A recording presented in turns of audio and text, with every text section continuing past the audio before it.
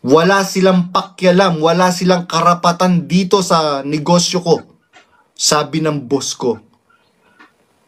Umahagulgul ako kanina sa boss ko. Sabi ko magre-resign na ako. Kaya alam mo, Danya Rason, kahit anong gawin mo, wala. Itong last resort mo, itong kasama ko dito, alam mo, sa totoo lang naawa ako. Alam mo, sinabi ko na sinisiraan ako at merong debt na merong pagbabanta sa buhay ko. Yung leader namin sa church namin dati, sabi kong ganyan. Hindi ka nila pwedeng galawin dito. Sabi ng boss ko, akong bahala sa'yo. Nakaramdam ako ng lingap ng Panginoon kanina.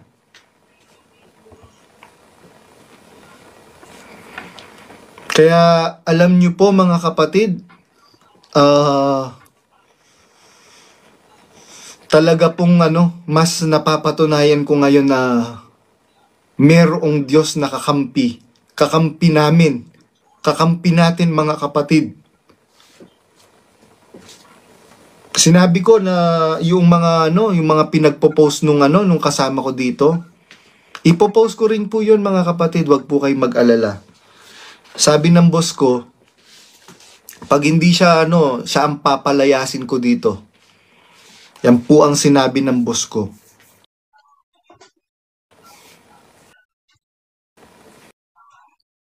Yan po mga kaibigan, ang video ni J.R. Badong na kung saan ay talagang palalim na palalim ang higwaan nila sa ating kapatid na Daniel.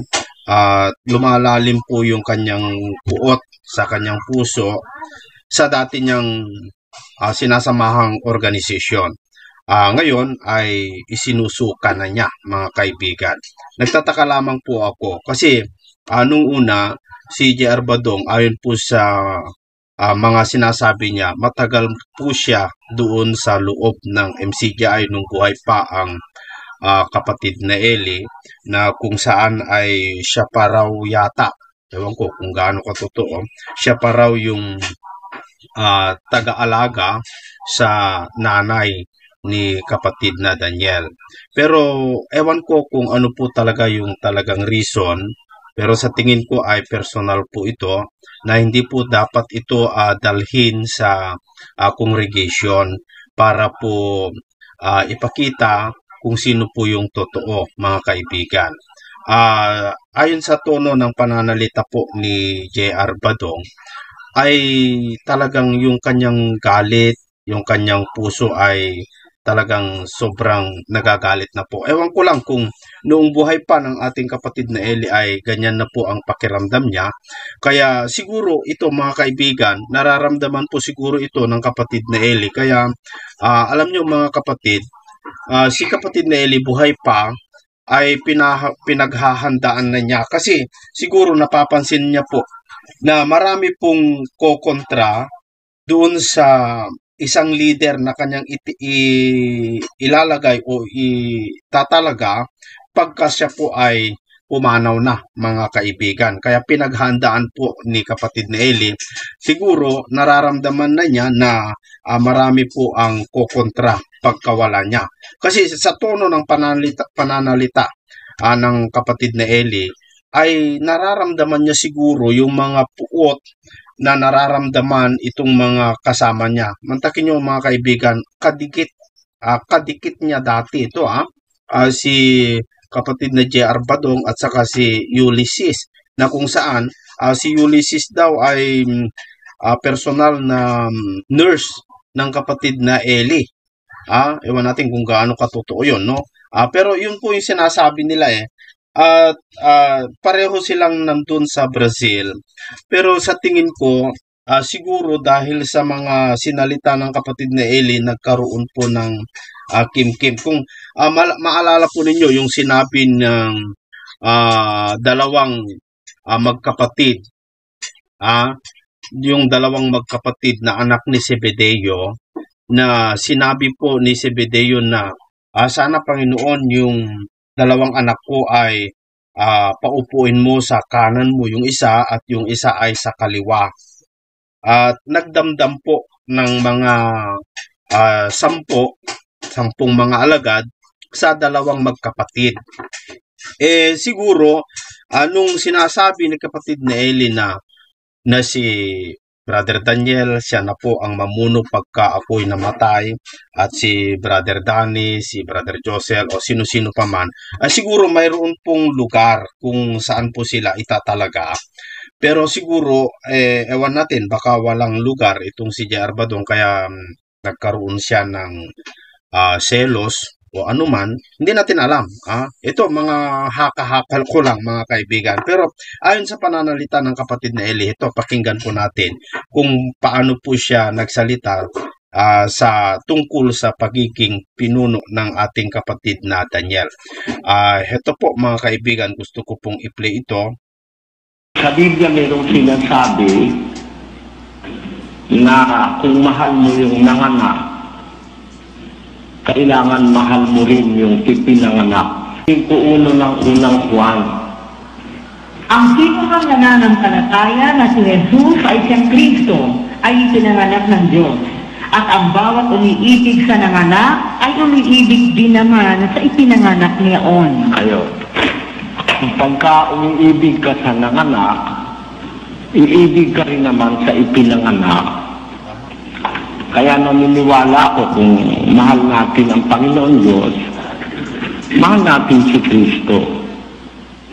Umiibig tayo sa nanganak, iibigin natin ang ipinanganak. Si Kristo ay anak ng Diyos. Kung mahal natin ang Diyos, mahal natin si Kristo.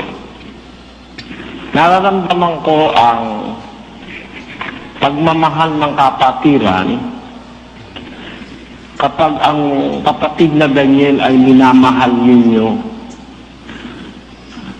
Nararamdaman ko naman na yung mga traidor, kunyari mahal ako, pero angat ang loob at may laban kay kapatid na Daniel. Yan ang mga traidor sa samahan. So dito sa pananalita ng kapatid na Eli, ramdam na niya na meron na pong kumukontra o ayaw sa kapatid na Daniel. Diba, mga kaibigan? Parang yung sinasabi sa Biblia na paano mong maiibig ang Diyos na hindi mo nakikita kung ang iyong kapatid na iyong nakikita ay hindi mo maibig. Ang sabi ng Panginoon. Ang utos na ito na mula sa Kanya ay nasa atin, na ang umiibig sa Diyos ay dapat umibig sa Kanyang kapatid. Kaya, kung umiibig tayo sa Diyos, umibig tayo sa kapatid. Wala namang nagdi-disqualify kay kapatid na Daniel para maging kapatid. Tama ba ako, kapatid na Luz? Tama po. So dito sa banda rito, mga kaibigan, talagang prepare na po o pinapauna na po ng kapatid na Eli yung pag-upo ni kapatid na Daniel bilang mamuno sa iglesia kung sakali siya po ay mawawala na. Di ba, mga kapatid? Meron bang nag-disqualify kay kapatid na Daniel para kapatid siya sa Diyos? Wala po. Ano ang ground na po pwedeng sabihin mo na hindi kapatid ang isang tao? Yung tinatawag na kapatid na hindi dapat ituring na kapatid, mapakiapid, masakin, mananamba sa Diyos-Diyusan, mapagtungayaw, manglalasing, manglulupig. Sa gayoy, wag lamang kayong makisalo. Wag man lang kayong makisalo. Hindi naman manlalasing si kapatid na Daniel. Hindi po. Hindi naman mapagtungayaw. Hindi po. Hindi naman mananamba sa Diyos-Diyusan. Lalong hindi po. Hindi naman masakin. Hindi po. Hindi rin naman siya mapakiapid. Hindi rin po. So wala sa Biblia na nagdi-disqualify kay kapatid na Daniel para ituring na kapatid at mahalin. So yan po yung mga batayan, pinagbabatayan ni Brother Eli sa pagpili niya kay Brother Daniel. Pero ayon kay J.R. Badong, lahat yung mga sinasabi ni kapatid na Eli o batayan niya para si Brother Daniel ang kanyang italaga bilang mamuno sa MCGI ay hindi po pwede. Maaring para kay J.R. Badong ay nilalabag po. May mga nilalabag na kautusan o batas si Brother Daniel doon po sa mga batayan ni Brother Eli. Pero matindi po yung sinabi ni kapatid na Eli na kung talagang naniniwala kayo sa akin, sabi niya, kung naniniwala daw ang mga kapatiran sa kapatid na Eli, dapat paniwalaan nila na yung kanyang itatalaga bilang mamuno kung sakali siya mamatay na, dapat magtiwala sila. Di ba mga kapatid? Dapat magtiwala po sila para mapatunayan na mahal din talaga nila si kapatid na Daniel. Kasi ganun naman talaga Kung mahal mo yung isang tao, dapat pati yung kanyang pamilya ay mahal mo rin. Ganun po yung pinapalabas ni kapatid na Eli. Wala po talaga. Sino mang laban kay kapatid na Daniel, hindi totoong naniniwala sa akin. Kasi kung naniniwala ka sa akin, ang sino man naniniwala at iginagalang yung aking karapatan, dapat tanggapin niya ang kapatid na Daniel bilang ikalawang tagapangasiwa dahil siya ang nakikita ko na iniisip kong may espiritu naman ako ng Diyos na gumagabay sa akin. Nakikita ko na maaaring mapagkatiwalaan ko ng masiselang bagay ukol sa gawain. Kaya kung ayaw mo yung pinili ng kapatid na Eli bilang kapalit para mamuno sa iglesia, ibig sabihin wala kang tiwala sa kanya at hindi ka naniniwala na siya ay suko. Si kapatid na Eli. Ibig sabihin, tulad ni J.R. Badong, dahil ayaw niya si Brother Daniel bilang kapalit ni kapatid na Eli, ni kapatid na Eli, hindi siya naniniwala o hindi siya payag. Ibig sabihin, yung sinasabi niya na totoo si Brother Eli ay sugo, dito sa banda rito, pinapatunayan na niya na hindi talaga naniniwala din kay kapatid na Eli. Ano naman ang dahilan kaya? Bakit siya nanatili hanggang sa pumanaw po ang kapatid na Eli? So ewan natin kung ano po yung mga dahilan niya kung bakit siya nanatili noon, no? Mga kaibigan. Hindi sa wala akong tiwala sa aking mga kasamang MIC. Hindi sa gano'n. Lahat sila ay aking pinagtitiwalaan. Pero meron siyempre nabubukod na kagaya nung panahon ng apostol na si Pablo, na meron siyang talagang pinagkakatiwalaan ng maraming bagay. Maaari kong ipagkatiwala kay kapatid na Dani ang isang parte. No? Pwede ko ipagkatiwala kay kapatid na Resty ang isang parte. Pero hindi ko pwede ipagkatiwala kay kapatid na Dani lahat. Alam ni kapatid na Dani yan. Hindi sa siya hinahama ko, kundi mahal ko kapatid na Dani. Alam kong pag inatangan ko siya ng isang bagay na hindi niya kaya, maaari niyang ikasira. Naiintindihan niyo ba ako, mga kapatid? Merong hindi makakaya si kapatid na Dani. Alam ko yun bilang tagapangasiwa. Kilala ko lahat ang aking kasama. Pagka ang tao inatangan mo ng isang bagay na hindi niya kaya, hindi mo siya mahal. Ang Diyos, nakita nyo, nang magbigay ng talento, may binigyan ng 5, may binigyan ng 2. Ang ibig bang sabihin nun, yung binigyan niya ng 2, hindi niya mahal, mas mahal niya yung 5. Kaya niya binigyan ng 5 dahil mas kaya nung 5 kaysa dun sa may kayang 2 lang. Yan hindi ibig sabihin, mas mataas ang pagmamahal ng Diyos dun sa binigyan niya ng 5 at mas mababa ang pagmamahal niya dun sa binigyan niya ng 2. Hindi ganun ang ibig sabihin, no? pagmamahal niya doon sa binigyan niya ng dalawa, na dalawa lang ang ibigay niya. Dahil alam niya, yun lang ang kaya nung binigyan niya ng dalawa. 12:4 ng Roma. Pakinggan niyo.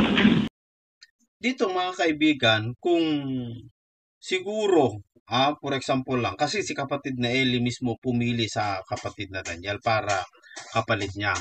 Kung si J.R. Badong, ito mga kaibigan, kung si J.R. Badong ay ayaw niya si kapatid na Daniel bilang kapalit ng kapatid na Eli. Kung sakali hindi si kapatid na Daniel, ayon kay kapatid na Eli ay sa lahat ng mga nasa puder niya o sa mga MIC, tanging si kapatid na Daniel lang ang kanyang napili, mga kaibigan. Kung hindi qualified si kapatid na Daniel, sino kaya ang mas qualified ayon kung si J.R. Badong ang mamili? Kasi, mga kaibigan, tayo man kung mag-iisip po tayo, kung hindi qualified si kapatid na Daniel, sino ang mas qualified sa mga nasa MIC? Di mas lalong walang qualified doon kung si J.R. Badong ang mamimili, mga kaibigan. Kung wala sa kanila, sino? Si Ulysses o si J.R. Badong? Alam niyo mga kaibigan, mas lalong magkakagulo-gulo ang MCGI kung sakali hindi si kapatid na Daniel ang itatalaga bilang mamuno.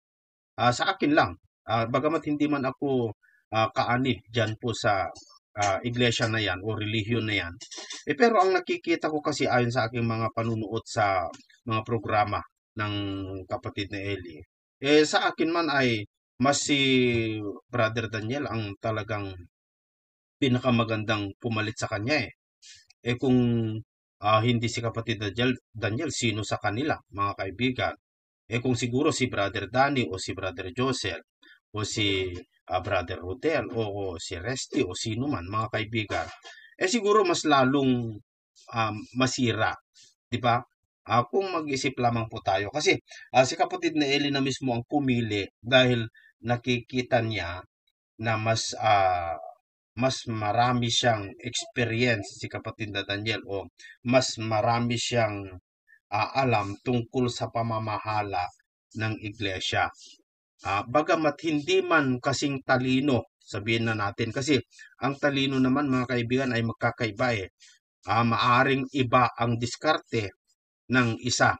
Kasi hindi naman tayo pare-pareho. Sabi nga ng kapatid na Eli ay ang Diyos ay nagbigay ng 2 talento dun sa isa, nagbigay ng 5 sa isa, nagbigay sa isa lang dun sa isa.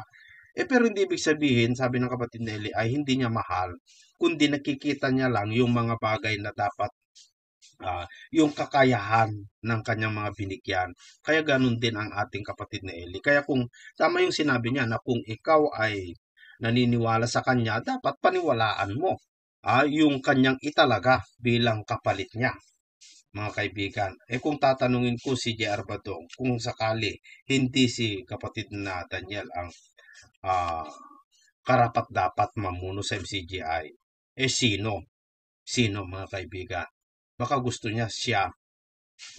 Pero mas lalong hindi pwede, no? Kung siguro botosan, mga kaibigan, ay si Brother Daniel pa rin ang lalabas, di ba? Di po ba, mga kapatid na taga-MCGI? Sapagkat kung paanong sa isang katawan ay mayroon tayong maraming mga sangkap at ang lahat ng mga sangkap ay hindi pareho ang gawain, ay gayon din tayo na marami ay isang katawan kay Kristo at mga sangkap na sama-sama sa isa't isa. At yamang may mga kaloob na nagkakaiba-iba ayon sa biyaya na ibinigay sa atin, kung hula ay mga hula tayo ayon sa kasukatan ng ating pananampalataya. Pansin nyo, kung hula ay manghula tayo ayon sa kasukatan ng ating pananampalataya. According to the measure of faith. According to the proportion of faith. So, God proportions faith to everyone. sinusukat ang kakayahan sa pananampalataya.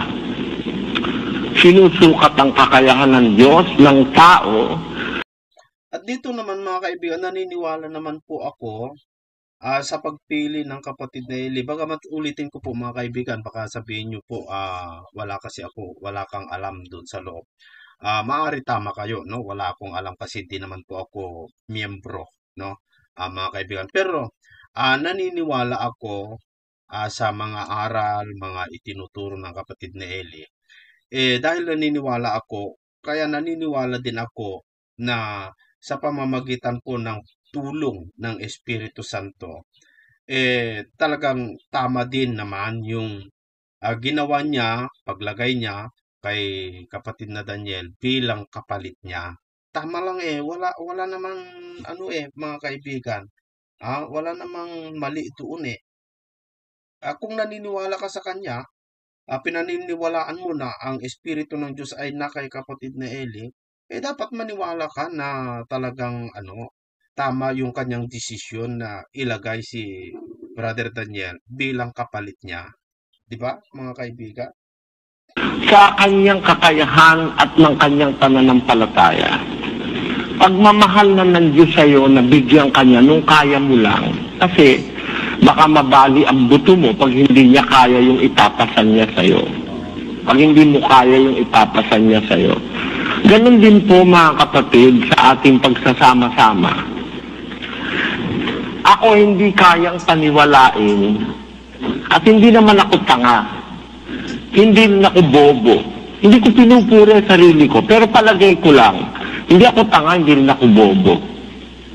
Na, paniwalain mo kung naniniwala ka sa akin, laban ka kay kapatid na Daniel. Hindi ako naniniwala.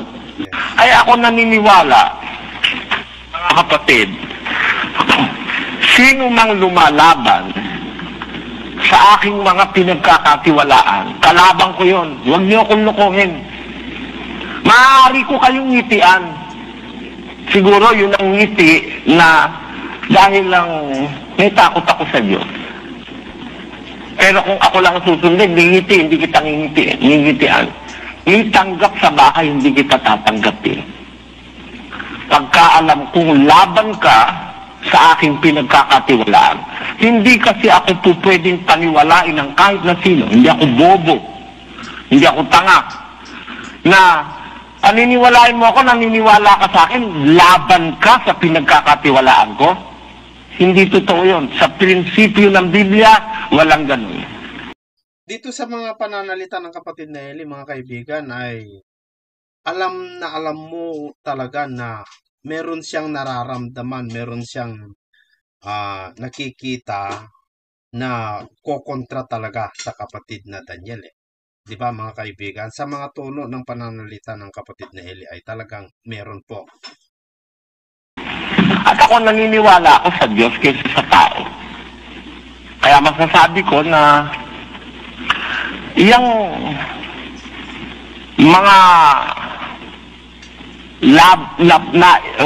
mga laban na yan ay alam ko yan.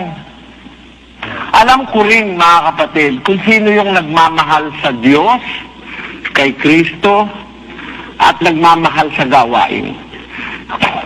Alam ko na yung mga kapatid na nagpapakita ng pagmamahal kay kapatid na Daniel, mahal nila si kapatid na Daniel hindi lang dahil kay kapatid na Daniel, kundi dahil din sa akin. Alam ko yun, nararamdaman ko yun. Ngayon, salamat sa Diyos at ang nakararami sa inyo ay ganoon.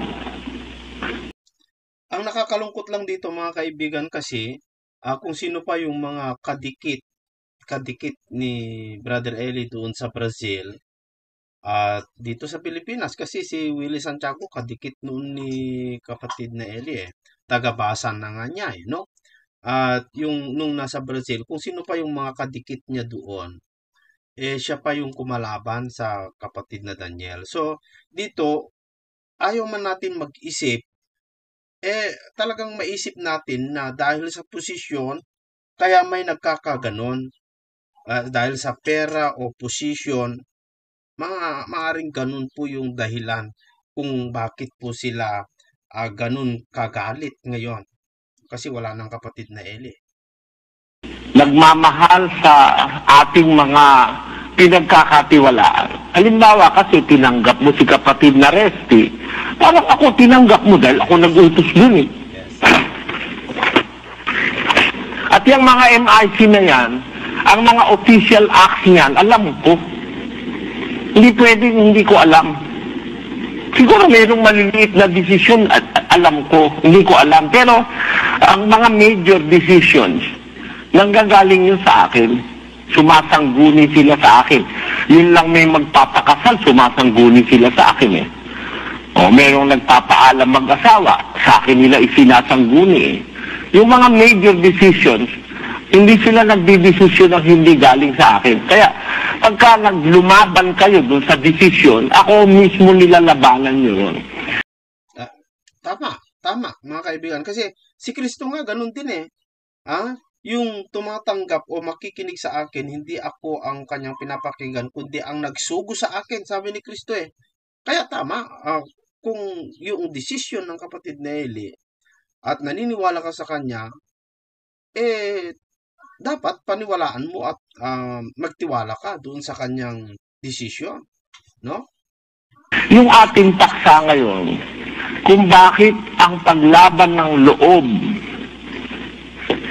sa talikuran ang pinakamasamang uri ng paglaban sa katotohanan ayon sa Biblia.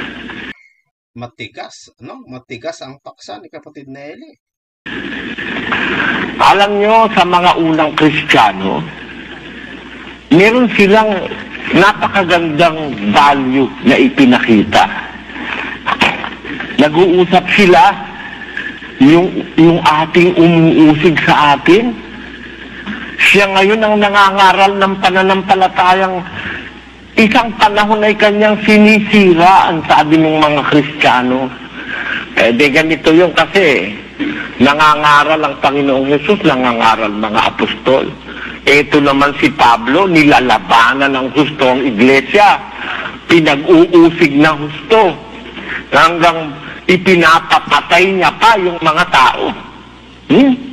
Basahin natin ang 22:4 ng Gawa. At aking pinag-usig ang daang ito hanggang sa pagpatay na tinatalian at itinapasok sa mga bilangguan ang mga lalaki at gayon din ang mga babae. Kung ikaw kaya Sislus ang isa sa mga babaeng pinatalian at ipinabilanggo ni Pablo, nung umanid kaya si Pablo, mapapatawad mo? Siguro po, sa umpisa magtataka ka paano nangyaring nagkaganon. Pero po pagka intindihan mo na yung yung pagtawag ng Diyos sa kanya, opo, maintindihan ko po yan. Kaya si Pablo, marami siyang nasaktang Kristiyano. May mga ipinabilanggo siya, may mga ipinapatay pa siya. Nung maanid siya sa iglesia, eto ngayon ang comment ng mga kapatid. Ang sabi ng kapatid sa 1:23 ng Galacia, kundi ang kanila lamang naririnig na pinag-uusapan ay yung umuusig sa atin ng una. Ngayon nangangaral ng pananampalataya na ng ibang panahon ay kanyang sinisira. 4. At kanilang niluluwalhati ang Diyos sa akin. Makita mo, hindi sila nakaramdam ng bigat ng kalooban kay Pablo. Niluwalhati pa nila ang Diyos nung maamid si Pablo. Ang pagtatakahan mo dito sa mga kampo ng demonyo sa iglesia, no? Hindi sila inusig ni kapatid na Daniel. Hindi sila ginawa ng masama ni kapatid na Daniel. Saan ang galing yung puot, yung inggit? Saan ang galing yung muhi? So dito, inggit talaga, no? Talagang alam ni kapatid na Eli, may inggit, may naiinggit sa kapatid na Daniel, mga kaibigan. May inggit po sa puso, no? Alam niya eh. Saan ang galing yung lagi na lang kayong laban kay kapatid na Daniel? Itong mga unang Kristiyanong naging dapat sa Diyos, biktima mismo ni Pablo. Pero nung maanib si Pablo at naging apostol, niluwalhati pa nila ang Diyos dahil kay Pablo. Nakita niyo yung punto na yon, mga kapatid? Itong mga ito, kagaya nitong si Willie Santiago, binigyan siya ng sasakyan, binibigyan siya ng allowance 10,000 ni kapatid na Daniel mula sa pera ni kapatid na Daniel mismo. Aba, sa talikuran pala kung ano-anong sinasabi laban kay kapatid na Daniel. Kaya ang ating paksa, bakit ba ang paglaban ng loob sa talikuran ang pinakamasamang paglaban sa katotohanan? Ano kaya ang nararamdaman ni Ulysses sa panahon na yan? Kasi buhay pa naman, andyan pa si Ulysses at saka si J.R. Badong nung pinaksa ng kapatid ni Elian. Ano kayang nararamdaman nila noong sinasabi ng kapatid ni Eli na yan? Meron na ba kaya silang pakiramdam o meron na po ba kaya silang plano o sakalang nagkaroon yung paglaban nila kay kapatid na Daniel nung patay na si kapatid na Eli? Ano kaya? Mga kaibigan? Ayon sa Biblia. Ngayon, itong ating paksang pinag-aaralan, alamin natin, ilan bang uri ang paglaban sa mga ngaral ng Diyos na itinuturing sa Bibliang paglaban sa katotohanan? Kasi pag nilabanan mo yung mga ngaral, paglaban sa katotohanan yun eh. Kasi yung mga ngaral, bahagi ng katotohanan yun. Gaya nung napag-aralan kanina. Yun lang miyembro na sumusunod at lumalakad sa katotohanan. Ang tawag ng Biblia ron, katotohanan din eh. Basahin nga natin uli yung 3 Juan 1:3. Sapagkat ako'y totoong nagalak nang magsidating ang mga kapatid at mga patotoo sa iyong katotohanan. Yon, sabi ni Juan kay Gayo, nagalak ako nang magsidating ang mga kapatid at magpatotoo sa iyong katotohanan. Ino mo, si Gayo, katotohanan, nagpatotoo ang mga kapatid sa iyong katotohanan ayon sa paglakad mo sa katotohanan. Lumalakad pala sa katotohanan si Gayo, kaya tinawag siya ni Juan na nagpapatotoo ang mga kapatid ng wika sa iyong katotohanan. Sa mga katwid, ang kapatid na kinaroroonan ng katotohanan ay bahagi ng katotohanan. Gaya naman ng Kristo na kinaroroonan ng katotohanan ay katotohanan. Sabi ni Kristo, ako ang katotohanan. Sabi ni Pablo, ang katotohanan na kay Jesus.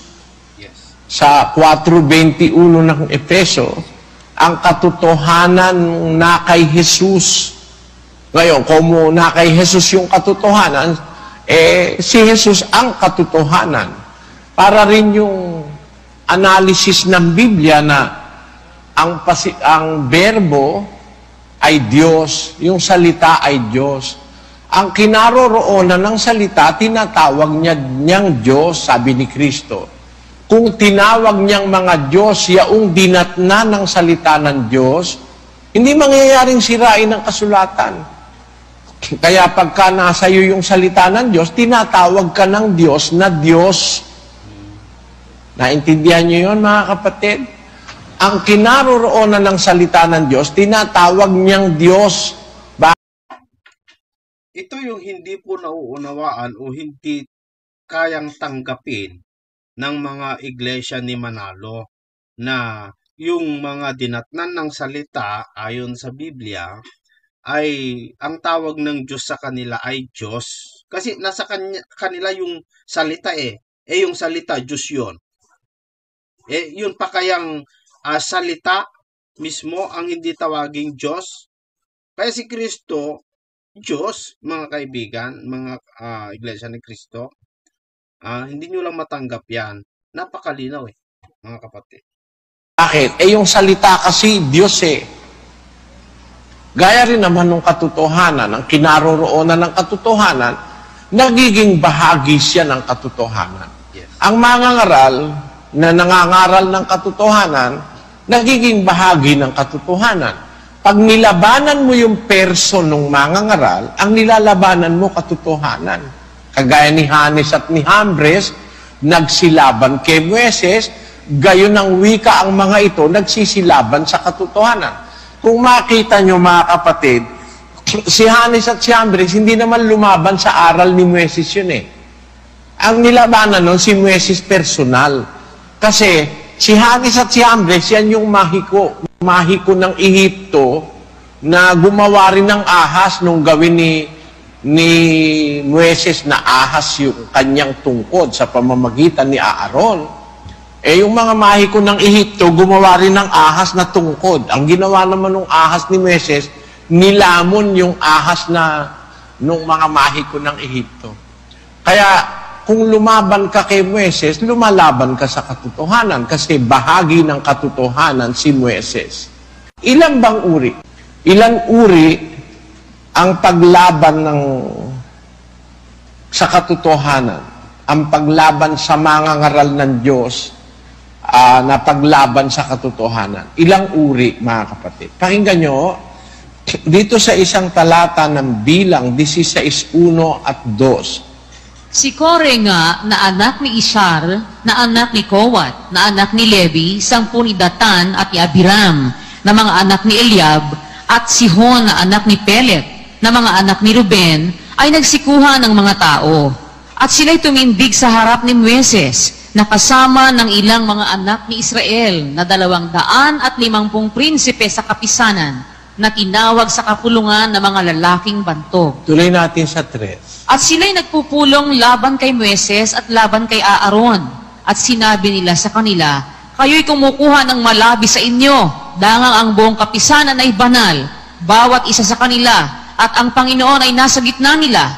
Bakit nga kayo'y magmamataas sa kapisanan ng Panginoon? Ayan. Kung maintindihan nyo, mga kapatid, itong mga lumabang ito kay Moises, si Datan, si Kore, at saka si Abiram, nilabanan nila si Moises. Pero alam nyo, lumaban ito, harapan. Tumindig sila sa harap ni Moises. Yun. Ba? Matapang, ano? Ito, mga kaibigan, ay talagang tamang-tama lahat sa mga nagplaplanong lumaban kay kapatid na Daniel sa panahon na yan. Kasi alam na ni kapatid Nelly na meron talaga. Harapan. So, isang paglaban sa katotohanan, harapan.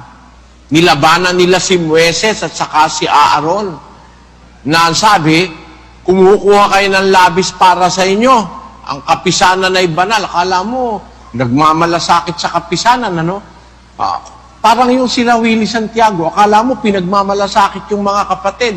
Kung ano-anong paninira ang sinasabi laban sa akin at kay kapatid na Daniel. Akala mo pinagmamalasakit ang kapatid. Pero tanungin natin ang Biblia, nagmamalasakit ba sila talaga sa kapatiran o sa kapisanan? Kaya sila lumalaban kay Moises at kay Aaron?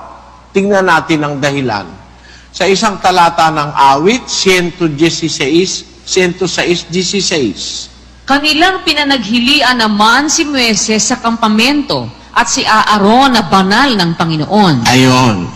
Kanilang wikang pinanaghilian si Moises sa kampamento at si Aaron na banal ng Panginoon. Ano nangyari?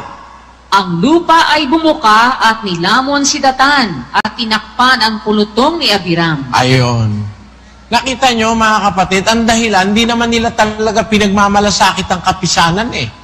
Naiinggit sila kay Moises at kay Aaron. Sabi ng awit, kanilang So, inggit ang lumalabas, mga kaibigan.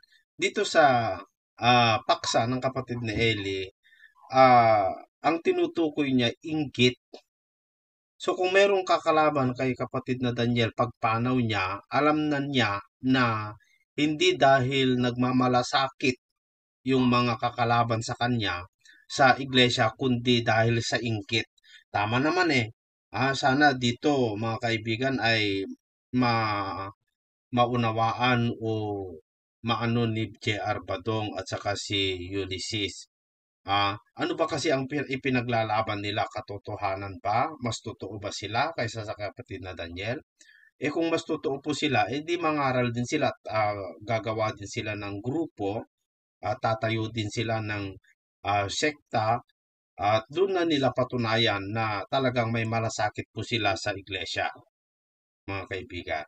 Hilian naman si Moises sa kampamento at si Aaron na banal ng Panginoon. Nainggit na naghili lang. Kaya pala sila galit kay Moises at kay Aaron, naiinggit. Kaya alam nyo, yung mga galit sa akin at saka galit kay kapatid na Daniel, iinggit yan, mga yan. Inggit. Yung si Willie Santiago, ganun eh. Ano yun? May patama, no? Inggit yun. Bakit may inggit? Kasi gusto mo, ikaw ang nandun sa pwesto. Kaya naiinggit ka. Ganun yun. Ayun, kaya nga pinatunayan ngayon, nagtayo siya ng iglesia niya para siya ang presidente ng iglesia niya. At ang kanyang contact person si Cathy Roque at saka si Val Roque. Ang ibig ko lang sabihin, mga kapatid, ang pinanggagalingan ng laban ng loob, karamihan na, inggit. Karaniwan, inggit. May Si Satanas ganun eh. inggit. Alam nyo, yan ang napakasama sa tao, yung mainggit. At itong si Abiram, si Kore, at saka si Datan, nung labanan si Moises, harapan. Matindi itong mga to, harapan. Ano? Pero ang ating paksa, bakit yung paglaban ng loob sa talikuran, yung palihim, yun ang pinakamasama. Sa hindi pa pala pinakamasama yung ginawa nila Kore at nila Abiram, ano? May mas masama pa pala ron, yung paglaban sa katotohanan at paglaban ng loob sa mangangaral, sa talikuran, mas masama sa ginawa ni Kore at ni Abiram na talikuran sa harapan. Kasi meron kasing harapan, mga kapatid. Lumalaban ng harapan, di naman masama ang intensyon eh. Meron ganun, lumalaban ng harapan, di masama intensyon. Tingnan niyo itong isang kasaysayan sa 2:11 ng Galacia. Ngunit nang dumating si Cephas sa Antioquia, ay sumalansang ako sa kanya ng bukhaan, sapagkat siya'y nararapat hatulan. Sapagkat bago nagsidating ang ilang mula kay Santiago, ay nakisalo siya sa mga hintil. Ngunit nang sila'y magsidating na, siya'y umurong at humiwalay sa mga hintil. Palibhasa'y natatakot sa mga sa pagtutuli. At ang ibang mga Hudyo ay nagpakunwari rin namang kasama niya. Ano pat pati si Bernabe ay nabuyo sa kanilang pagkukunwari. Ngunit nang aking makita na hindi sila nagsisilakad ng matuwid ayon sa katotohanan ng Ebanghelyo, sinabi ko kay Cephas sa harapan nilang lahat, kung ikaw na Hudyo ay namumuhay gaya ng mga hintil at di gaya ng mga Hudyo, bakit mo pinipilit ang mga hintil na mamuhay na gaya ng mga Hudyo? Tayo'y mga Hudyo sa katutubo at hindi mga makasalanang hintil. Ayan, tingnan ninyo si Pablo. Ayan, mga Katoliko, kung si Pedro ang namumuno sa iglesia nung wala ng Panginoong Jesucristo, bakit ang tapang ni Pablo para ipahiya o para kausapin ng harapan para sa pagkakamali niya? Kung siya puno, hindi mo magawa yun eh. So nagpapakita lang na hindi si Pedro ang puno o hindi si Pedro ang inatasan upang mamuno sa iglesia nung wala ng Panginoong Jesucristo. May bahagi po si Pedro kasi siya po yung namumuno sa iglesia sa mga tuli o doon sa Israel, sa mga Hudyo. Pero sa pangkalahatan iglesia ay si Pablo po, mga kaibigan. Pablo, mga kapatid, lumaban siya ng sinalangsang niya ng mukhaan si Pedro, si Cephas. Kapareho niyang apostol. Sinalangsang niyang mukhaan sapagkat sabi niya, sila ay nararapat hatulan. Sapagkat sila ay nakisalo sa mga hintil. Pero nung dumating na si Santiago, ay humiwalay sila. Palibhasa ay natatakot sa mga pagtutuli. Nung dumating na yung mga, sapagkat bago nagsidating ang ilang mula kay Santiago, nakisalo sila sa mga hintil. Yung mga kasama ni Santiago dumating, nung makita ni Pedro may mga dumadating kasama ni Santiago apostol, umatras si Pedro. At Natatakot kasi siya sa pagtutuli, yung mga Israelita, yung mga Hudyo. Nagpakunwari naman itong mga Hudyo, nagpakunwari, pati si Bernabe na apostol din, nabuyo sa pagkukunwari ng mga Hudyong ito. Nagsalita ngayon si Pablo. Nakita ko na hindi sila nagsisilakad ng matwid ayon sa katotohanan ng Ebanghelyo.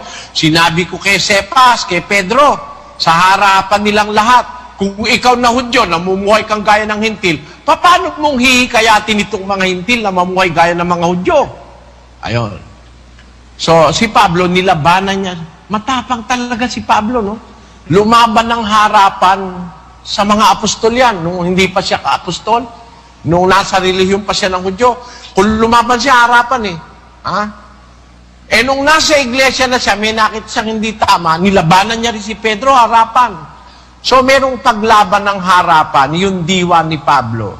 Ang diwa niya, kaya nilalabanan niya para maituwid. Naituwid naman si Pedro. At wala kang mababasa sa Biblia na kailan may nagtanim ng galit si Pedro kay Pablo. Kundi si Pedro sumulat sa mga kapatid at ang kanyang sulat, tingnan ninyo, hindi galit ang nagawa kay Pedro. Napamahal si Pedro kay Pablo. Napamahal si Pablo kay Pedro. Kasi nung ituwid ni Pablo si Pedro, kinilala ni Pedro yung kanyang pagkakamali. Napakaganda nun Anong sabi ni Pedro? 3:15 ni Pedro. At inyong ariin na ang pagpapahinuhod ng ating Panginoon ay pagliligtas, na gaya rin naman ni Pablo na ating minamahal na kapatid, na ayon sa karunungang ibinigay sa kanya ay sinulatan kayo. Tingnan ninyo itong si San Pedro, Nang sumulat siya sa mga kapatid, hindi siya nagchismis na, yan si Pablo naman, ganun yan Walang ganun. Nang sumulat siya sa mga kapatid, sabi niya, ating minamahal na kapatid na si Pablo. Mahal niya si Pablo. At ayon sa karunungang ibinigay sa kanya, sinulatan niya kayo. Gayon din naman sa kanyang mga sulat, may mga bagay na mahirap unawain. Kumikilala si Pedro sa superiority ng wisdom ni Pablo. Naniniwala si Pedro, mas mayroong malalim na karunungan si Pablo kaysa sa kanya. Kaya ang sabi niya, yung sulat ni Pablo, mayroong mahirap unawain. Nakita niyo, wala kang mabakas na si Pedro nagtanim ng... Ibig sabihin, si Pedro nagbabasa din sa mga sulat ni Apostol Pablo. Galit dahil inatake siya ni Pablo ng harapan, o si Pedro ay nagtanim ng puot, sama ng loob at nanira na sa mga kapatid dahil sa ginawa ni Pablo sa kanya na sinalangsang siya ng mukhaan. Yan ang napakagandang ugali ni Pedro. Hindi siya, at yung mga unang Kristiyano, ganun. Hindi sila nagtatanim ng sama ng loob kahit na sila ay pinupuna pagka sila ay mali. Gaya ng nangyari kay Pedro. Pinuna ni Pablo ng harapan. Ibig sabihin, yung diwa na yun ni Pablo, mga kapatid, hindi masama yun yung harapan. Tingnan ninyo kung marunong kayo ng diwa ng Diyos sa Biblia. Diwa ng Diyos yun. Diwa ni Pablo yung pagkamali, harapan, tumututol siya. Pakinggan nyo kung gaano ang paninindigan ni Pablo sa katotohanan. Sa 26:26 ng Gawa, ganito nakasulat. Sapagkat nalalaman ng hari ang mga bagay na ito, na sa kanya ay nagsasalita naman ako ng buong laya, sapagkat naniniwala ako na sa kanya ay walang nalilingid sa mga bagay na ito, sapagkat ito'y hindi ginawa sa isang sulok. Tenyo, sa harapan ng hari, nagsasalita siya ng buong laya. At sinasabi niya na ang bagay na ito di ginawa sa isang sulok. Ano ibig sabihin, mga kapatid? Pagka ginagawa sa sulok-sulok, masama yun. Yung kagaya nung ginagawa nilang grupo nila Karas dyan at saka ni Willie Santiago, doon sa Building 5. Meron silang grupo ron. Samantalang nagte-texto ako, samantalang nagtuturo ako, saka si kapatid na Daniel, kinokontra naman daw ni Willie Santiago yung sinasabi namin sa mga likod-likod yan. na hindi sa harapan. Samantalang kung talagang mali kami, mga kapatid, kung kami mali, hindi naman masama yung ituwid mo kami. Naintindihan niyo ba ako? Si Pedro ba, nung ituwid ni Pablo, nawala na ba ang karapatan ni Pedro sa pagka-apostol? Hindi naman Apostol pa rin si Pedro kung ituwid mo ko, mawawala ba karapatan ko? Kung halimbawa, mali ako, itinuwid mo ko, nawala ba karapatan ko? Pinatutunayan lang na tao ako. Di ba? Na maaari akong magkamali. Meron pala akong maling ginagawa. Di tuwid mo. Bakit kayong mga traidor kayo? Sa likod kayo nagtatrabaho.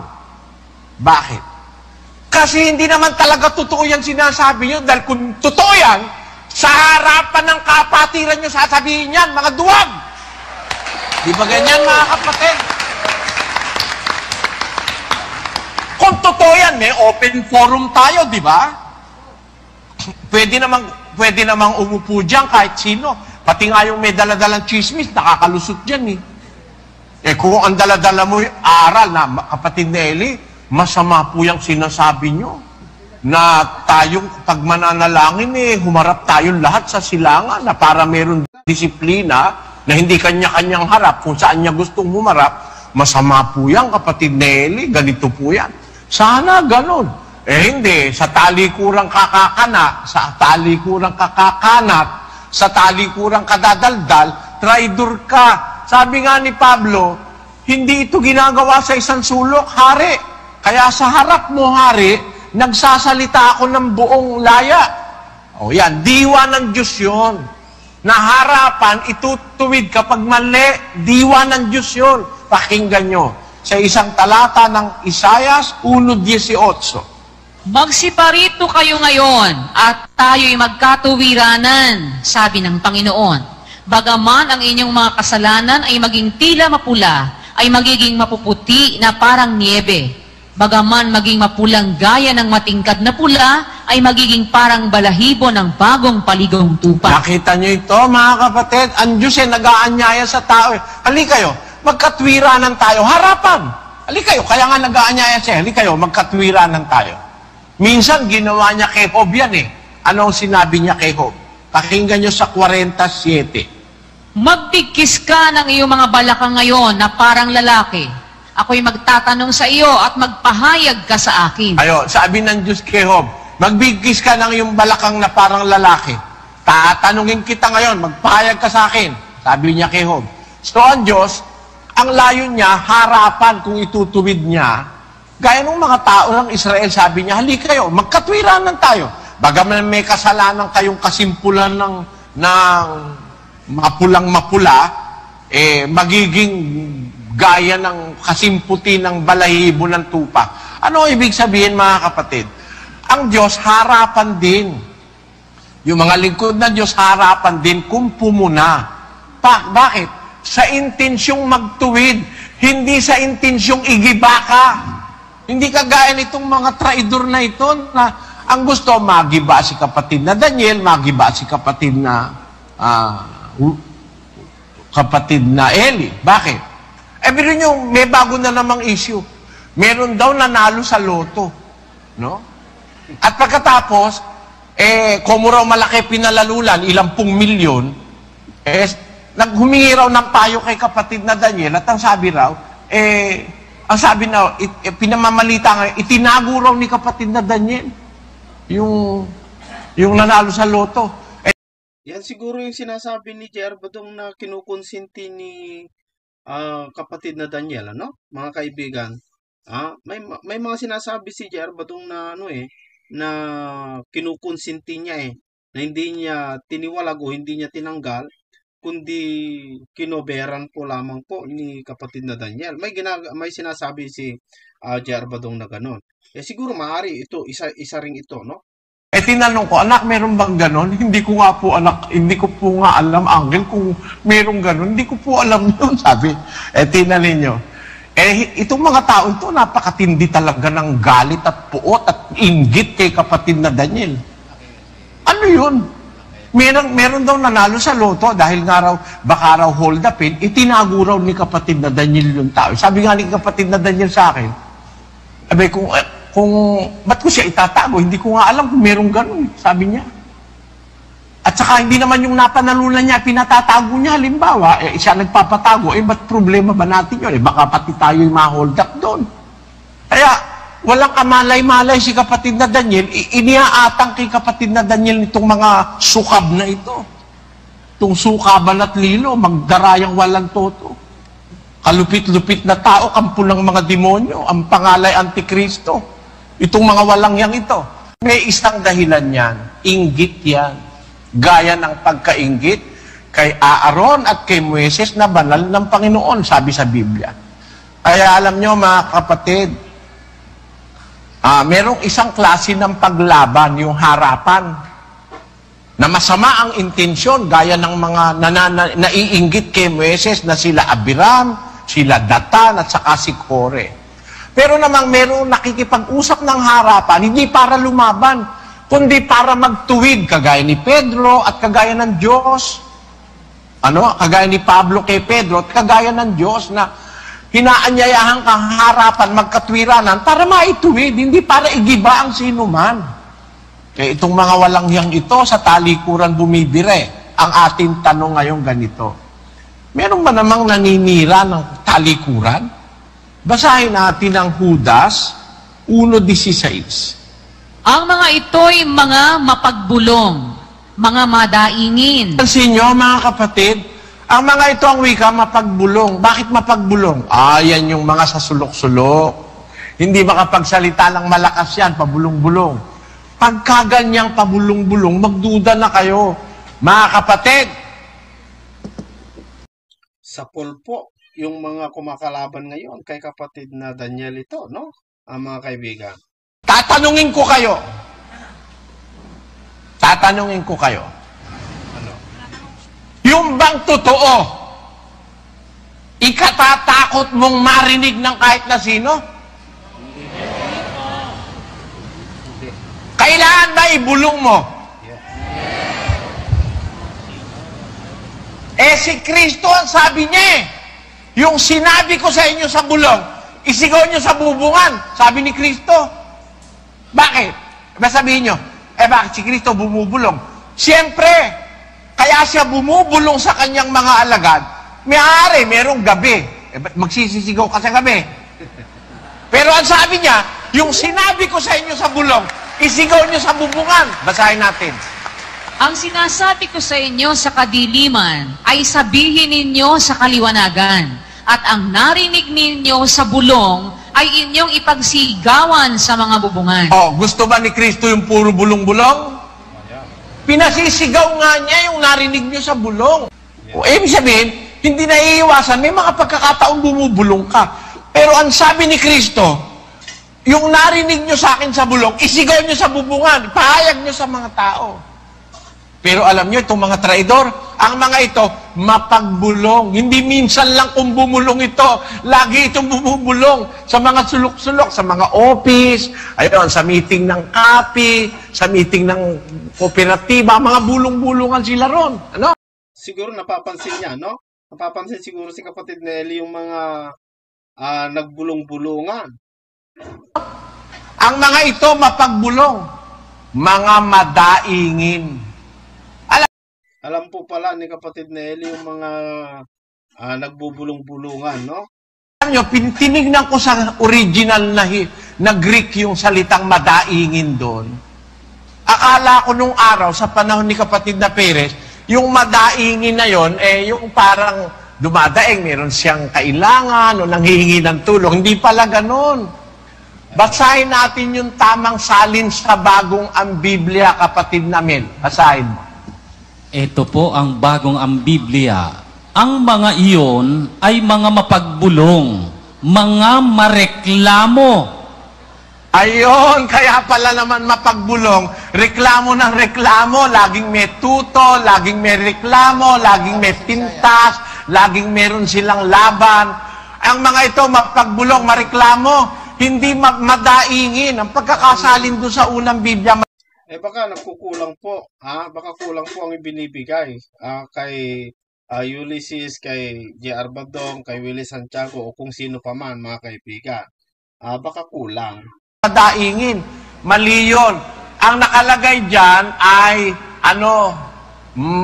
mapagbulong, mareklamo. Ang ginagamit na salita sa Griego, mempsimoiros. Mempsimoiros. Na ang kahulugan ay blaming faith. Ayan. Complainer. Laging nagre-reklamo, laging may itinuturong bine-blame, merong sinisisi, merong laging ikino-complain. Yan yung sinasabi na sa Tagalog madaingin. Hindi pala dapat madaingin doon, dapat gamitin doon yung salitang mareklamo. Yung mga yan ang mareklamo. Reklamo ng reklamo.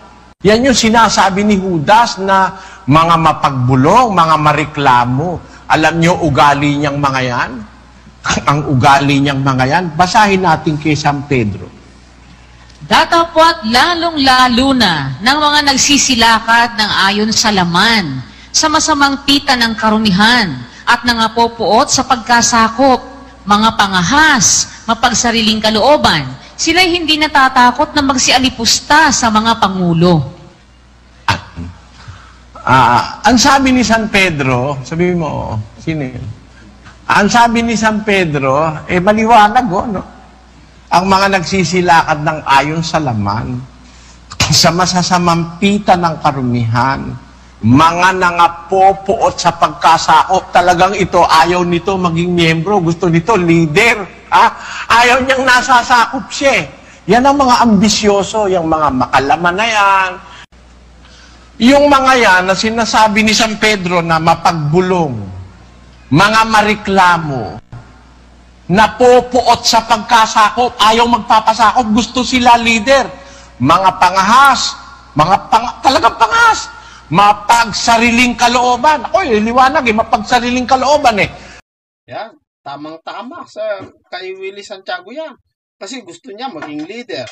Ganon din si J.R. Bato, ganon din si Ulysses. O kung sino pa man, mga kaibigan, si Jared, ganun din kabata-bata yung bata, gusto ring parang akala mo napakataas ng nila. So, mga kaibigan, tamang-tama Tamang-tama, nararamdaman po at nakikita po ng kapatid na Elito nung buhay pa. Hindi natatakot umalipusta sa mga pangulo, kaya walang katakot-takot magsalita na laban sa MIC, laban sa kay kapatid na Daniel, laban sa akin. Talagang kung magsalita sila, hindi sila natatakot umalipusta sa mga pangulo. Ang mga pangulong tinutukoy dyan, yung mga pangulo ng samahan. Hindi sila natatakot umalipusta dahil ayaw nilang pasakop. Gusto nila sila ang leader. Tupad na tupad yung sinasabi ni Pedro na yan. Diyan sa mga lumalabang yan sa katotohanan. Ngayon, ang ating tanong mga kapatid, bakit po ang paglaban sa natalikuran sa mga ngaral ang pinakamasamang uri ng paglaban sa katotohanan ayon sa Biblia? Yung paglaban sa talikuran, yung palihim na movement, yan ang pinakamasama sa lahat. Alam niyo kung bakit? Babasa ko sa inyo sa Isaias 14:12. Pakinggan niyo. Ano't nahulog ka mula sa langit, o tala sa umaga, anak ng umaga? Paanong ikaw ay lumagpak sa lupa? Ikaw na siyang nagpahina sa mga bansa. At sinabi mo sa iyong sarili, ako'y sasampa sa langit, aking itataas ang aking luklukan sa itaas ng mga bituin ng Diyos, at ako'y uupo sa bundok ng kapisanan, sa mga kaduluduluhang bahagi ng hilagaan. Ako'y sasampa sa itaas ng mga kaitaasan ng mga alapaap. Ako'y magiging gaya ng kataas-taasan. Tingnan niyo itong rebellion ni Satanas. Meron pa bang mas masama kaysa sa diwa ni Satanas? Wala na. Ano? Kuhang-kuha nila yung mga nakay Satanas, no? Mga kaibigan, kasi si Satanas kung bakit siya nahulog o kung bakit siya tinanggalan ng karapatan sa langit ay dahil sa kanyang inggit. Ano ba itong rebellion ni Satanas? Palihim ito Patago. Hindi harapan ito Bakit? Sinabi mo sa iyong sarili, akala ni Satanas, hindi alam ng Diyos yung iniisip niya. Ano? Nagkamali ka. Sabi ni Satanas sa sarili niya, ako'y itataas ko, luklukan ko. Uupo ako sa kapisanan sa bundok ng kapisanan, sa kaduludulang bahagi ng hilagaan, sa itaas ng mga bituin ng Diyos, at ako'y magiging gaya ng kataas-taasan, sabi ni Satanas. Wala siyang kamalay-malay, yung pinaplano niya, alam ng Diyos yun, nasa puso na. Yung nasa puso niya, sinasabi niya sa kanyang sarili, hindi niya alam ng Diyos. Ano ibig ko sabihin, mga kapatid?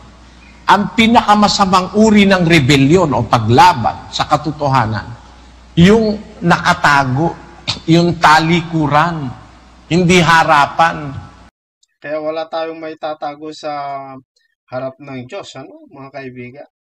Masama ang ginawa ni Abiram, ni Kore at saka ni Datan. Pero may mas masama pa ron. Yung rebelyon na inumpisahan ng pinakamasamang nilalang ng Diyos. Walang iba kundi si Satanas. Palihim yun eh. Palihim. Gaya rin naman ng mga taong nakumbinsi ni Satanas, natawiran ng diwa ng katraiduran. Traidor kasi yung ganun eh.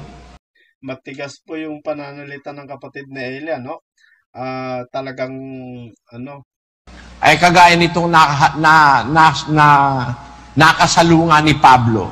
Pakinggan nyo sa unang Timoteo 1:20. Nasa mga ito ay si Himeneo at si Alejandro, na sila'y aking ibinigay kay Satanas, upang sila'y maturuang huwag mamusong. Ayan. Mga taong masasama ito, lumalaban sa katotohanan. Ibinigay ko kay Satanas para maturuan silang huwag mamusong. Ayan. Namumusong ito, nagsasalita ng masama. Pero talikuran. Hindi harapan para si Satanas. Hindi naman niya sinasabi sa Diyos yung sinabi niya. Sinabi niya sa kanyang sarili, ako'y magiging upo ko sa taas, magiging gaya ako ng kataas-taasan. Sinabi niya ba sa Diyos yun? Hindi. Sinabi niya yung sa sarili niya. Parang itong si Himeneo at si Alejandro, namumusong. Hindi naman harapan itong mga namumusong na to eh. Alam niyo kung bakit? Pakinggan yung ginawa ni Demetrio o ni Diotrephes. Ang sabi sa Juan, ganito ang ating mababasa. Ako'y sumulat ng ilang bagay sa iglesia. Datapwat si Diotrephes na nag-iibig magkaroon ng kataasan sa kanila ay hindi kami tinatanggap. Kaya't kung pumarian ako, ay ipaalaala ko ang mga gawang kanyang ginagawa na nagsasalita ng masasamang salita laban sa amin. At hindi nasisiyahan sa ganito, ni hindi man niya tinatanggap ang mga kapatid, at silang mga ibig tumanggap ay pinagbabawalan niya at pinalalaya sila sa iglesia. Kita nyo, sa talikuran din bumabanat itong si Diotrephes eh. Kaya pala pinalayas din, no? Mga kaibigan, yung mga kumalaban kay kapatid na Daniel. Wala kasi si Pablo eh. Sumulat ako pero hindi niya tinatanggap yung aming sulat, sabi ni Juan pala. Hindi si Pablo, sabi ni Juan, ako'y sumulat. Pero hindi kami tinatanggap ni Diotrephes. Bagkos nagsasalita siya ng mga salitang masasama laban sa amin. Tanyo, talikuran, wala kasi si Juan eh. Ganyan yung mga masasamang tao. Matuto kayo mga kapatid ng espiritu ng Biblia. Pagka ang nagsasalita laban sa amin, sa talitalikod dyan, may masamang nangyayari dyan sa mga tao na yan. Sabi ni J.R. Badong, mga kaibigan, yung mga kaanib daw o yung mga kapatid sa MCGI, pinapablock daw si J.R. Badong. Si J.R. Badong din nagsabi mismo yan mga kapatid. So, ibig sabihin, si kapatid na Daniel daw ay pinapablock sa mga kaanib si J.R. Badong. Nasa Biblia po pala mga kaibigan. Nasa Biblia po pala, no? Si Pablo, nung may kumalaban sa kanya, pinapablock din. Hindi sa Diyos yung mga yan. Talikuran hindi humaharap Kasi kung meron talagang mali, mga kapatid, kahit nagsasalita ako, punta kayo sa stage. Wala namang makakapigil sa inyo dyan eh. Kumuha ka ng mikropono. Kapatid Nelly, sandali lang po. Mali ang sinasabi mo. Kung gusto mo, kapatid Nelly, diskusyon tayo. Eh di napatunayan mong ikaw ay totoo. Lalaki ka ng Diyos. Pero babanat ka sa talikuran, mahigit ka pa sa binabain yan. Yan ang dapat nating makita, mga kapatid. Yan ang pinakamasamang paglaban sa katotohanan, yung mga patalatalikod na mga chismis-chismis, mga daldal dito, daldal doon. Bakit kaya, mga kapatid, hindi kayo tumigil, yung mga masasamang taong ito? Ba't hindi kayo tumigil? Anong mapapala nyo sa kadaldalan? Wala kang pakinabang dyan. Yung sama ng loob, yung pait sa loob, papatayin mo na sarili mo, dadalhin mo pa sa impyerno. Kaya nga sabi ko, Sana mapakinggan po ito ni J.R. Badong, no? sa mga kasama ko rito sa bahay, sabi ko, huwag kayong magsasalita ng laban sa isa't isa. Huwag kayong magsasalita ng laban sa isa't isa. Pag meron kayong nakitang hindi tama sa kasama, sabihin nyo sa akin, lulutasin natin. Ayoko sa sambahayan ko na may nagsasalita ng laban sa isa't isa. Ano mapapakinabang natin, daldal tayo ng daldal? Sabi ng kasulatan, sa lahat ng gawain may pakinabang. Ang hindi lang pakikinabangan, kadaldalan. Basahin natin sa Kawikaan. Ganito ang ating mababasa.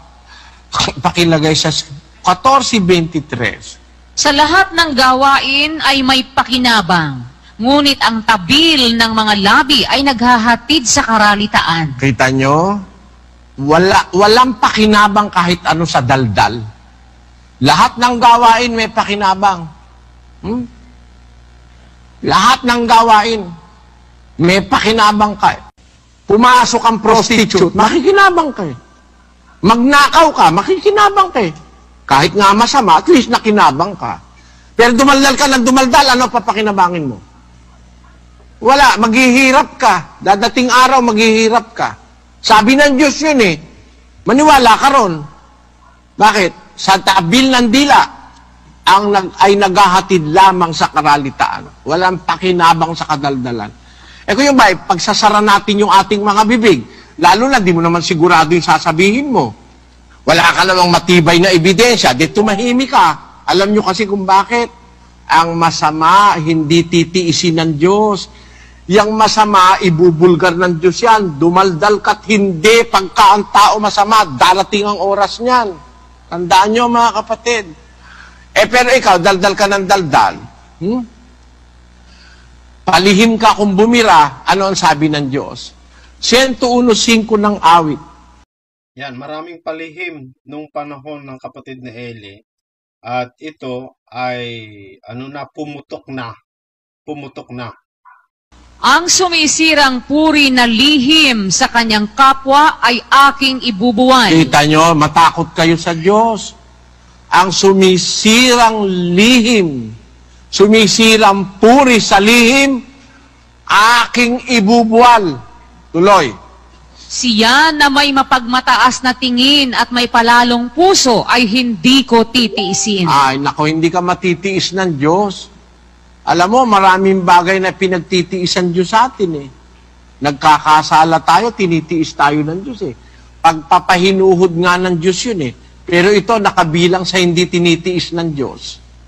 Yung mga sumisirang puri sa lihim, na kaya siya naninirang puri, ang taas ng tingin niya sa sarili niya, yung sinisiraan niyang puri, mababa lang. Di ba? Palalo ang kanyang mata. Yung mga yan, sabi ng Diyos, di ko titiisin yan. Kaya mga kapatid, maipapayo ko sa inyo, wala po kayong mapapala sa kadadaldal. Alam niyo, mas maganda pagpasalamat, makinig. Makinig. Sabi nga ni Santiago, magmaliksi kayo sa pakikinig, ngunit magmakupad kayo sa pagkagalit, magmakupad kayo sa pagdadaldal. Santiago 1:19. Nalalaman ninyo ito, minamahal kong mga kapatid, ngunit magmaliksi ang bawat tao sa pakikinig, magmakupad sa pananalita, Magmakupad sa daldal, tapos, magmakupad sa pagkagalit. magmakupad ka sa pagkagalit, meron lang nakita kang hindi mo gusto, galit ka na sa kapatid. Merong nakita ka, pinakahuluganan mo na ng masama laban sa kapatid. Eh kung nakikipagkapatiran ka, iisipin mo yung kapatid mabuti kaysa sa'yo. Di ba yun ang sabi sa atin? Na iisipin mo yung kapatid mo, lalong mabuti kaysa sa'yo yung sarili. Basahin natin Pilipos 2:3. Na huwag ninyong gawin ang anuman sa pamamagitan ng pagkakampi-kampi o sa pamamagitan ng pagpapalalo, kundi sa kababaan ng pag-iisip, na ipalagay ng bawat isa ang iba na lalong mabuti kaysa kanyang Mo, sarili. kababaan pala ng isip yun eh, yung ang palagay mo sa kapatid mo, mas mabuti kaysa sa'yo. Pero yung kilos ng kapatid mo, yung sinabi ng kapatid mo, papakahuluganan mo na ng masama agad. Eh, kataasan ng isip yun. Maraming taong gustong igiba ako. Alam nyo, nakita ko, nagiba sila. Ayoko na lang mag-isa-isa, pero si kapatid na Army, alam niya yan. Nasaksihan ni kapatid na Army Policarpio, yung mga taong gustong gibain ako, sila po ang nagiba. Hindi ko ikinatutuwa na giba ang mga taong ito. Ginagamit ko lang ito, hindi para magmarangal o para magmapuri. Huwag nawang iatang sa akin ng Panginoon ito. Sinasabi ko po ito para ituro sa inyo ang isang dakilang katotohanang nakasulat sa Biblia. Mag-ingat tayong igiba natin ang isang kapatid sa Diyos. May warning po ang Diyos. Siyang sumisirang puri sa lihim, aking ibubuwal. Kayo'y templo ng Diyos, sabi ni San Pablo. Kung gibain ng sino man ang templo ng Diyos, siya ang igigiba ng Diyos. Sapagkat ang templong ito'y banal at ang templong ito'y kayo.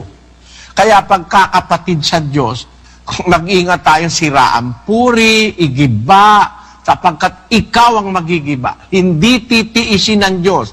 Dadating ang oras at panahon mo, ikaw ang magigiba. Hindi ko nga gustong, ayoko kasing ako magsabi pero si kapatid na Army, nung minsang makausap ko, meron siyang sinasabi na, tingnan mo nga Brother Eli, yung mga tao na yun, ano? Ang nangyari sa kanila, ganito, ganon, sabi niya. Hindi ako kumikibo. Pinagmamasdan ko lang siya. Pero yung sinasabi niya, totoo. Naranasan niya, nakita niya yung mga tao na yun. Na gusto akong gibain, sila ang nagiba. Yan. Kaya, dapat niyong maintindihan mga kapatid, ang Diyos hindi nagsisinungaling. Ang Diyos na hindi nagsisinungaling, nagsasabi ng totoo. Matakot tayo sa sinasabi ng Diyos. Ako nung maintindihan ko yung mga bagay na ito, meron man akong pinta sa kapatid, meron man akong hindi gusto, hanggang matitiis ko, tinitiis ko na lang. Kasi baka ito kapatid sa Diyos, makapagsalita pa ako ng panggiba laban sa Kanya, baka ako pa ang magiba. Kung meron tayong takot sa Diyos, irespeto natin yung kapatid, yung karangalan ng kapatid. So ayan po mga kaibigan, siguro sa oras na yan, nung nagsasalita ng kapatid na Eli tungkol po sa mga kumakalaban sa kanya, ay nandun sila sa likod at nagbubulong-bulungan na naman, ano mga kaibigan. Dito napakarami po tayong natutunan po dito. Ang isa sa mga natutunan ko dito mga kaibigan ay huwag tayong magtanim ng galit sa kapwa, lalong-lalo kung itinuturing natin na kapatid sa pananampalataya, miski hindi po natin kasama o hindi natin kasama sa loob, dapat sana ay tignan natin kung tama ba yung sinasabi niya, kasi hindi naman sekta ang ililigtas ng Diyos kundi ang ililigtas po ng Diyos yung mga sumusunod sa kanyang mga salita. Napakaganda, no? Na wag po natin igiba yung templo na templo ng Diyos, kasi tayo po pala ang kanyang igigiba kung sakali. Alam nyo mga kaibigan, sana po ay nakapulot po tayo ng aral po dito. At ito, hindi pala lingid sa ating kapatid na Eli yung nangyayari ngayon. Yung mga nangyayari ngayon sa MCGI, hindi pala lingid sa kanya. Ito po pala mga kaibigan ay alam na niya noon, nung buhay pa, alam na niya na may mga maaaring mangyari. Kaya pala yung mga ibang video ng kapatid na Eli ay umiiyak na sinasabi niya na nag-aalala po ako kapag ako po'y mamatay, ay nag-aalala po ako sa kapatid na Daniel sapagkat alam ko na maraming lalaban sa kanya. Kasi nararamdaman po pala, nung buhay pa siya, marami na pong naibulong sa kanya, marami na pong dumating sa kanya, marami na rin pong kanyang nararamdaman na po pwedeng kumalaban sa kanya pag siya na po ay mamatay.